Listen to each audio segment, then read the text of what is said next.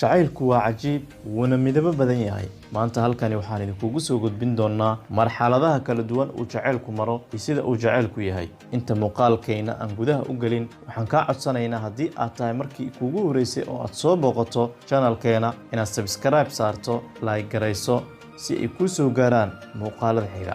jacaylku waa wax ugu quruxda badan ee la haysto, waana wax ugu adag ee la kasbado, iyo waa wax ugu xanuunka badan ee la waayo. xushmad la'aan jacaylku wuu lumaa, daryeel la'aan jacaylku waa caajis, daacad la'aan jacaylku farxad ma lahan, aaminaad la'aan jacaylku waa mid aanan deganayn. goortii aad tiraahdo waan ku jeclahay, waxaad ballan ku samaysanaysaa qof kale qalbigiisa. waa inaad ku muujisaa ficil si aad u cadayso. jacaylku ma aha qiiro kaliya, jacaylku waa ficil. jacaylku ma aha dareen kaliya, jacaylku waa daryeel. qofka sida dhabta ah kuu jecel wuxuu kaa hor istaagaa inaad dembi samayso. qofka aan sida rasmiga ah kuu jeclaynna wuxuu kuugu dhiirigeliyaa xumaan iyo inaad dembi samayso. dad badan oo aragtida kaliya wax ku jeclaada gadaal bay ka qoomayaan, sababtoo ah jacaylku marnaba kama dhasho quruxda wejiga, balse quruxda qalbiga ayuu ka dhashaa. intaadan qof jeclaan, marka hore fiiri inuu naftiisa jecel yahay. haddii uusan naftiisa jeclaynna, adiga jacaylku ma siin karo. goortii qofka uu ku jecel yahay ma aha had iyo jeer inuu afka ka sheegto, waxaad markasta ka garan kartaa habka uu kula dhaqmo. haddii qof aad isjeclaydeen kala tagtaan,